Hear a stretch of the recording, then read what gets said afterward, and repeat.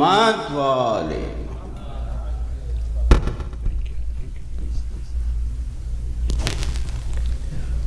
بسم الله الرحمن الرحيم.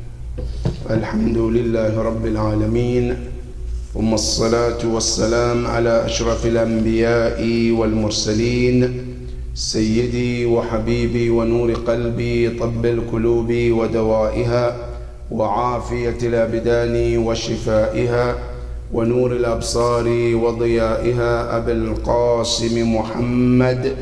اللهم صل على محمد وآل محمد وعلى أهل بيته الطيبين الطاهرين المعصومين الذين أذهب الله عنهم الرجس وطهرهم تطهيرا.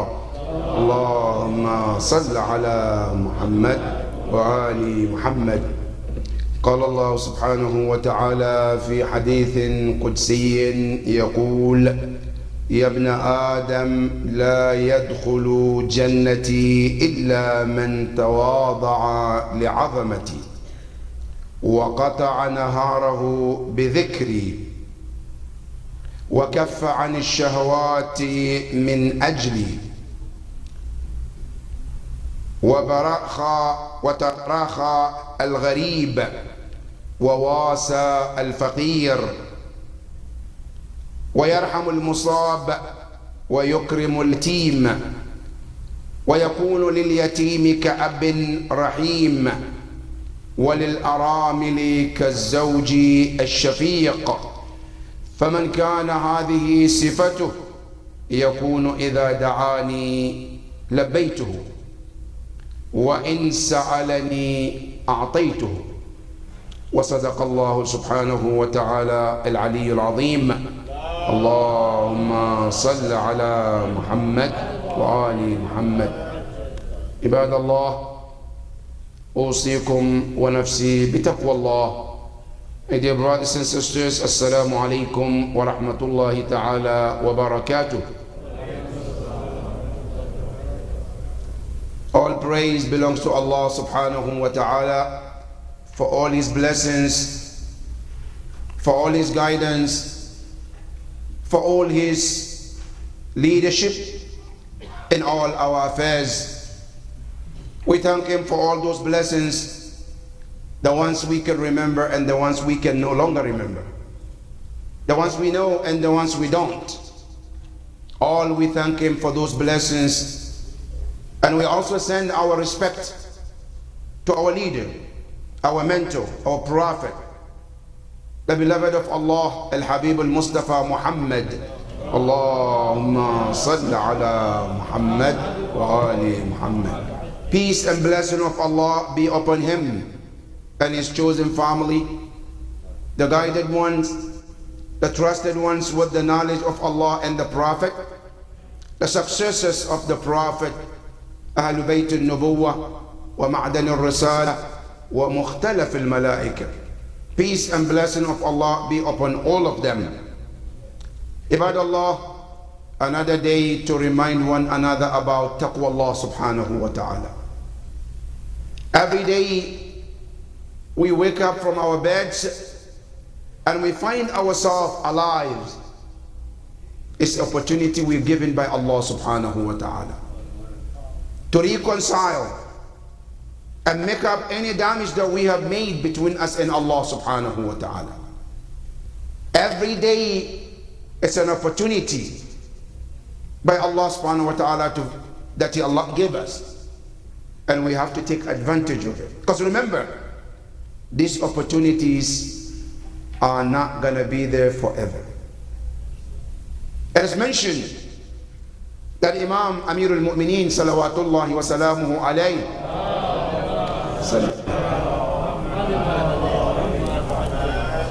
from time to time he goes to Wadi Salam and he talks to the deceased in that cemetery.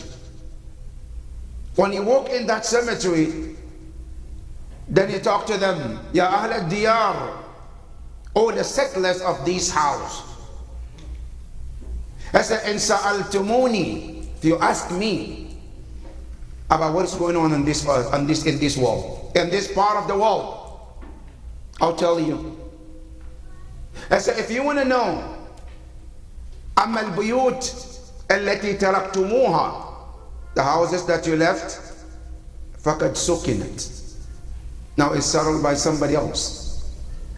أما الأموال, the money you left behind, فقد قسمت, been divided among the heirs.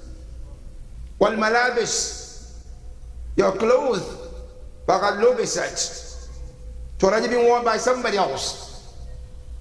Your spouses, some of them moved on, they're remarried, they have a new lives. This is the story that we have here. But if you want to tell us what is the story in that world that you're in, then they tell Imam Amir al-Mu'mineen, Ya Ali, if we had a choice, we would have asked Allah to give us another opportunity of life, to come back to this world, to live again. Then Imam Ali will ask him, what would you like to do if you had to come back to this world? He said, فَنُصَلِّي, we spend a time to perform prayers for Allah subhanahu wa ta'ala. We would love to come back to this world so we can get opportunity to fast for the sake of Allah subhanahu wa ta'ala. We would love to come back to this world to read Quran and earn much more thawab from Allah subhanahu wa ta'ala. This is what we're missing. We have it today. They have been here like you and I, and today they're not more. And now they wish to come back and use this opportunity. Let us take this opportunity as a golden opportunity and use it wisely before it becomes too late. May Allah subhanahu wa ta'ala help us to do so, Ya Rabbal Alameen. Ibadallah, our khutbah today is a continuation of the one we started last week regarding Hadith al-Qudsi, which we spoke about the half of it last week, and today we continue the other half of the khutbah.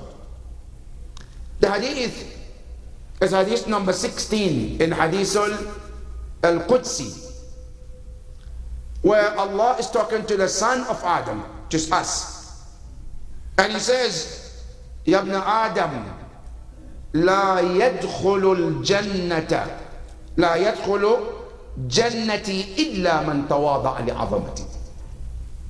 I said, I know that for sure. You want Jannah.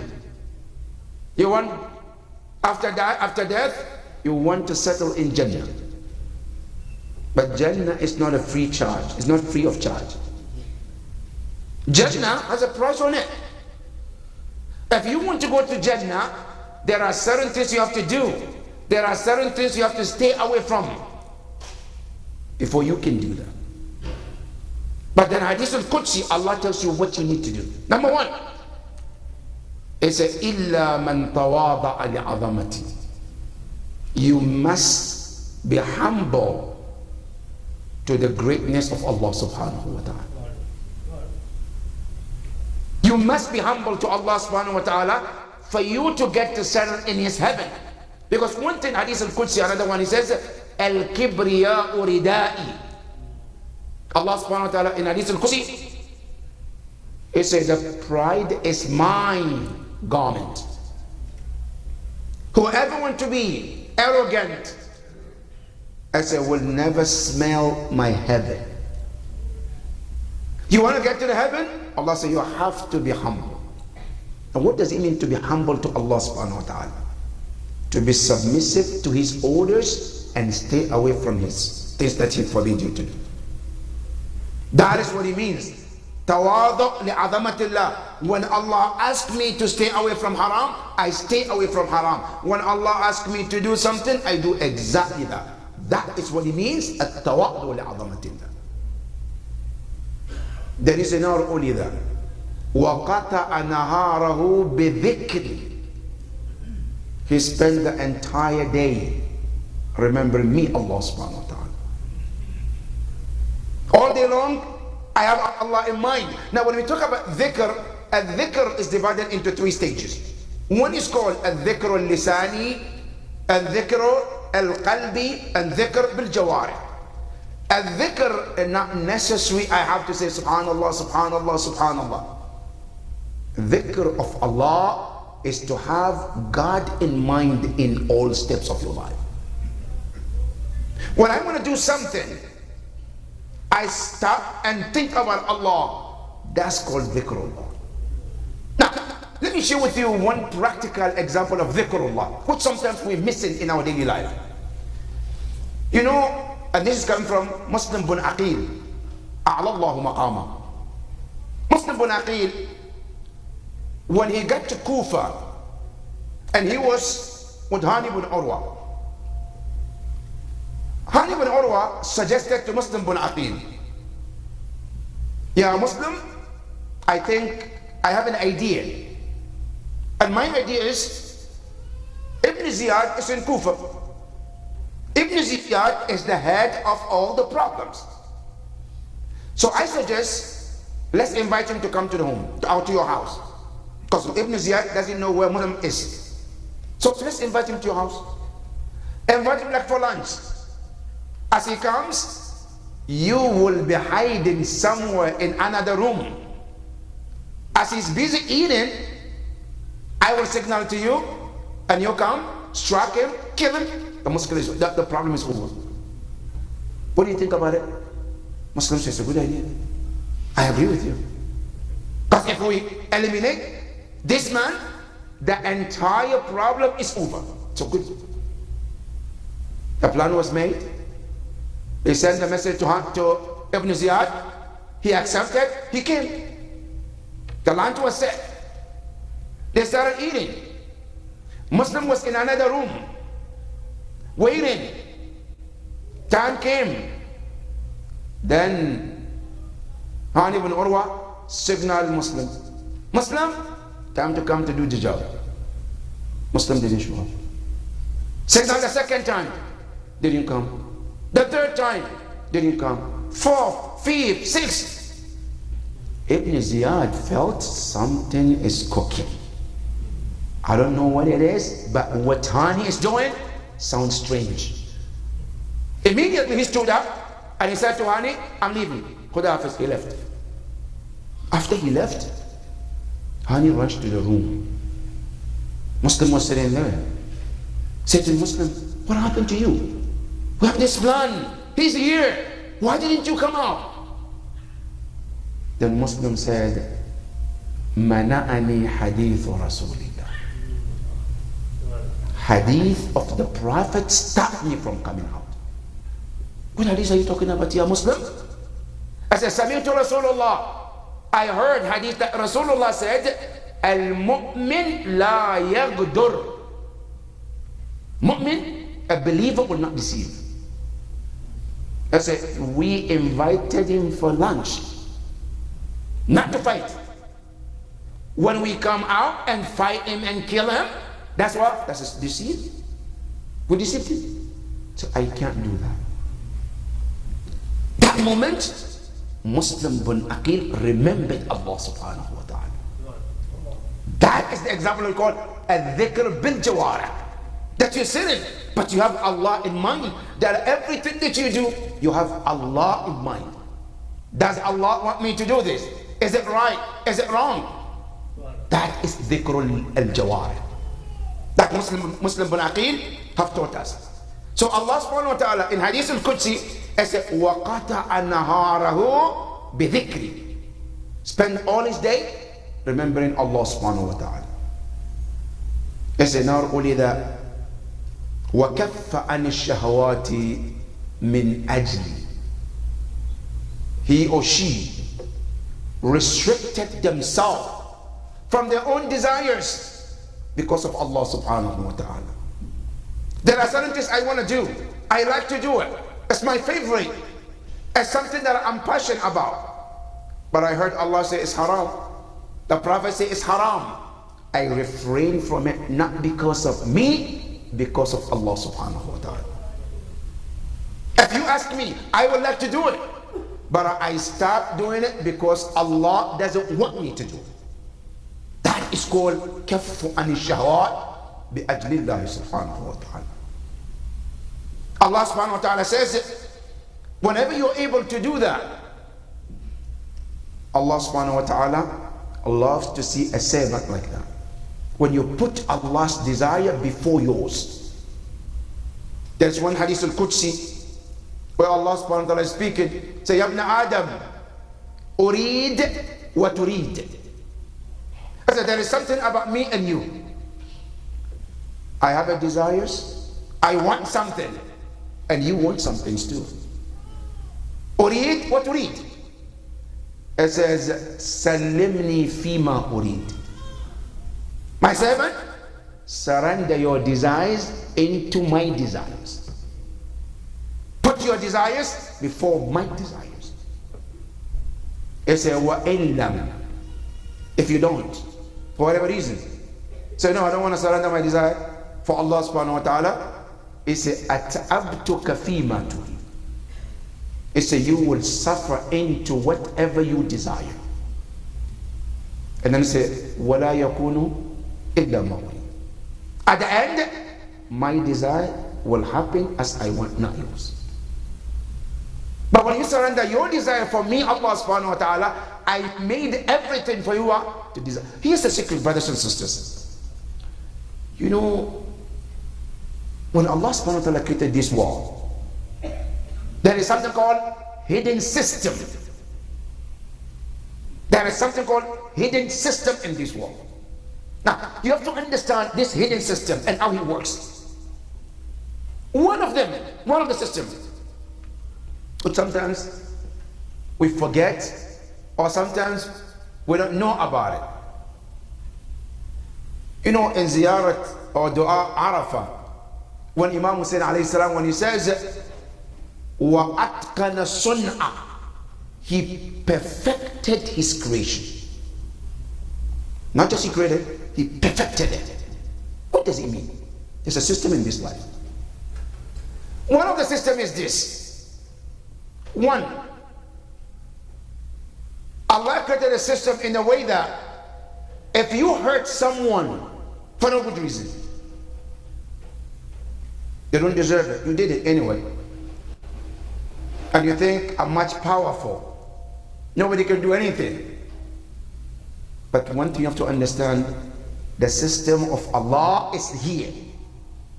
When you hurt someone, somebody will hurt you. It's a sunnah of life. Kama tudinu tudan,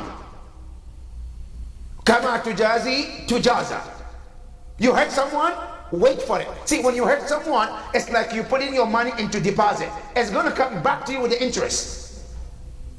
You hurt someone, expect that coming back to you even more than what you expect. That's one of the system of Allah.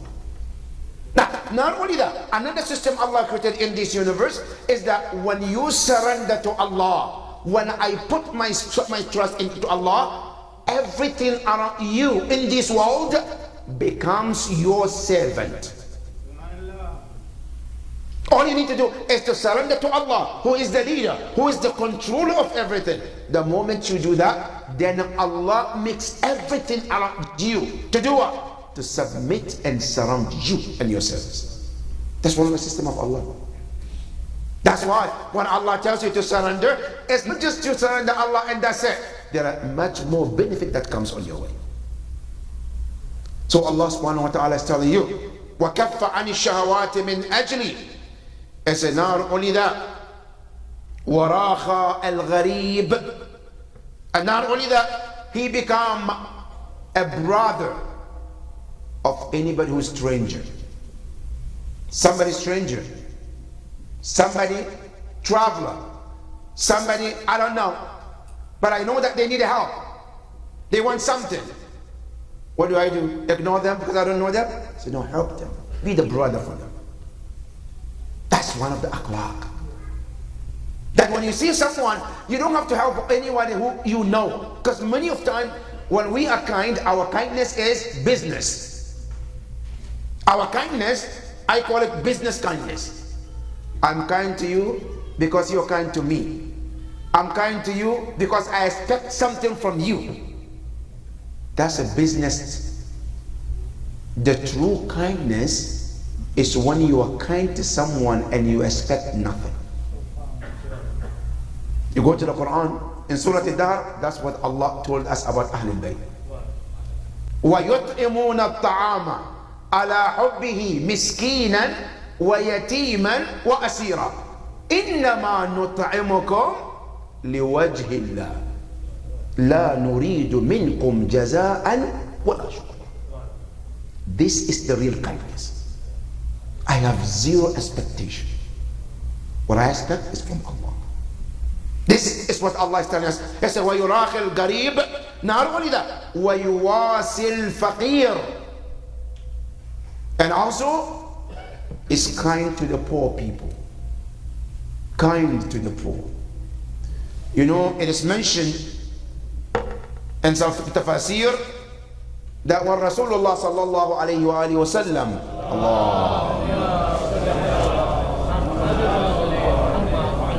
the night of Isra and Mi'raj, there was conversation between Allah and the Prophet. Part of the conversation, the Prophet asked Allah, Ya Rabb, tell me, where do I get or earn your love? If I want to get your love, where do I get it? Allah told Rasulullah, Ya Rasulullah, Ya Habibi, mahabbati fi mahabbati al-fuqara. My love is when you are loving the poor and destitute. You know, you have to think about it, brothers and sisters. When you see Ahlul Bayt alayhim salam, they don't sleep at night. They go around feeding the poor people, looking at the needy ones, because they know what that means. Many of the time, we don't want to associate with the poor people and needies, because we have this classism we created, right? We call it, this is, you know, very, very high class. And then we have middle class. And then we have lower class. So if I'm in the middle class, I don't want to mingle with the lower class. If I'm in the high class, I don't want, everybody has a class. But let me tell you, brothers and sisters, nobody has a higher class than Rasulullah. But with the higher class that he was, he comes lower to the level of the poorest of the people. Imam had the same thing. His companions were the same thing. They sit and spend time with the poor people. That's where you earn Allah's love. Allah says, وَيُوَاسِ الْفَقِيرِ. Not only that, وَيَرْحَمُ الْمُصَابِ. When somebody is going through something, somebody is going through a tragedy, have a mercy on them. Be there for them. Be kind to them. One of the practical examples, today we look in the world, our brothers in Palestine, they went through so much. The least you should do as a mu'min, as a Muslim, is to have mercy on them. Do something for them. Pray for them. Stand for them. Talk about them. Stand against the oppressors. That's the least you can do. The Prophet said, وَيَرْحَمُ الْمُصْطَابِ. Somebody going through something, support them, be there for them. It's a وَيُكْرِمُ الْيَتِيمِ. These words, the Prophet is very specific in the words. He doesn't say وَاحْتَرِمُ الْيَتِيمِ. No, respect. No, وَيُكْرِمُ. Honor the orphans. Honoring is different than respect. And Allah subhanahu wa ta'ala also in the Quran, many places it is the word ikram. One of the meaning of this word, to honor them. Don't let them feel that they are orphans. Let them feel that they still have a parent. Whatever they need. Ikram al-yatim is one of the requirements of a mu'min. Now question, why should I take care of somebody's child? In case you ask, somebody has a son, has a daughter, he or she he died, why should I take care of them? Here's the reason. Number one, you also can die and leave your children at any time. I can die anytime to leave my children. Now, when I die today, do I want somebody to be there for my children? Of course, yes. Islam says be there for them, someone who already died. So tomorrow when you die, somebody can be there for your children. That's one of the reasons. Now, number two, because taking care of orphans is one of the highest requirements in Islam. Therefore, Allah subhanahu wa ta'ala said, وَيُكْرِمُ الْيَتِيمِ, and they take care of these orphans. And they say, not only that, وَيَكُونُ لَهُ كَأَبٍ رَحِيمٍ. They say, you become like a father to that child. Not only a father, Rahim, merciful father. Like Imam Amir al-Mu'mineen salawatullahi wa salamu alayhi. When Imam was in Medina, Imam was in Kufa, Imam Amir al-Mu'mineen, every child in Kufa, when they hear his voice, especially for Fajr, they say, هَذَا صَوْتُ أَبُونَا أَمِيرُ الْمُؤْمِنِينَ. This is the voice of our father. That's how Imam Ali was treating them. Today, our world is filled with the orphans, but very less people who are being fathers to them.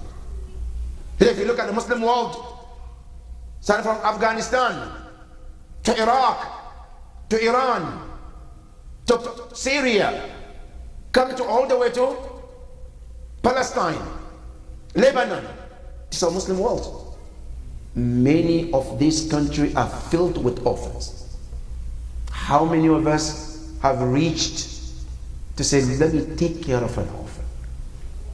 And you know, many of them, just 1 month, it doesn't take more than $20. 1 month for a child to be taken care of, $20, $50, you can take care of a child the whole month. And if you don't know the maqam of taking care of orphans, Rasulullah sallallahu alayhi wa alihi wa sallam, Allahumma sallallahu, he says, Ana wa kafil al-yatim kahatayn fil jannah. I and anyone who takes care of orphan, we are like this in Jannah. Then the Prophet put his finger like this. That's how much it's important to take care of orphans. If we are to take this responsibility, the maqam and the thawab is a lot. Allah subhanahu wa ta'ala says, وَيُكْرِمُ الْيَتِيمِ وَيَكُونُ لَهُ كَأَبٍ رَحِيمٍ. Not only that, it says, وَلِلْأَرَامِلِ كَالزَّوْجِ الشَّفِيقِ. Not only that, take care of a child who's an orphan, that's one thing. It says taking care of any widows too. Today, many of these sisters that we have in the Muslim world who lost their husbands, in many of these countries, those women also need somebody to care for them. Allah is telling you that you take care of those women, alright? Kazawj, you become like a husband to them. Ash-Shafiq, who is kind, mercy for them. Then Allah subhanahu wa ta'ala says, فَمَنْ كَانَ هَذِهِ صِفَتُهُ. If you have these qualities, Allah says, listen, إِذَا دَعَانِي لَبَّيْتُ. So all you need to do is to call. When you call, I say, I tell you, لَبَّيْك. Allah subhanahu wa ta'ala say, if you do these things that I just mentioned, Allah say, call me and I'll be there for you anytime you call. I said, not only that, وَإِذَا سَأَلَنِي أَعْطَيْتُهُ. When you ask me, I will give it to you. But before Allah say labbaik to you or give you when you ask, these are the qualities to do. May Allah subhanahu wa ta'ala help us to do so, Ya Rabbal Alameen. Ya Allah, help us to follow these examples, Ya Rabbal Alameen. Help us to materialize these actions in day in and day out of our lives, Ya Rabbal Alameen. Bismillah ar-Rahman ar-Rahim. Wal asr inna al-insana lafi khusr illa alladhina amanu wa amilu as-salihat wa tawasaw bil haqq wa tawasaw bis sabr. Sallu ala Muhammadin wa ali Muhammad.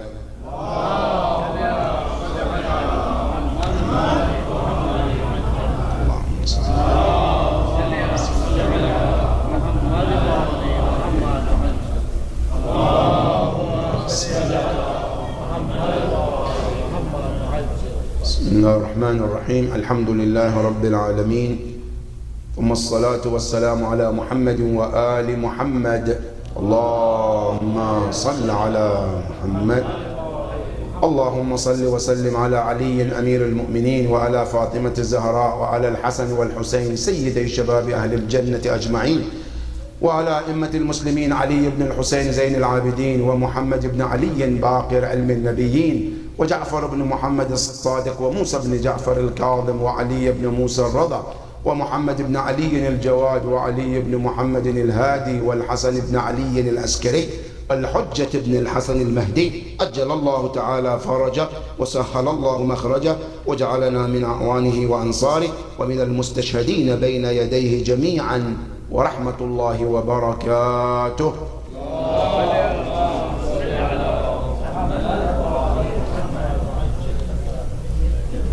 My dear brothers and sisters, one of the events of this week is the Shahada of Sayyid al-Shuhada Al-Imam Al-Hussein alayhi afdalu salati was-salam.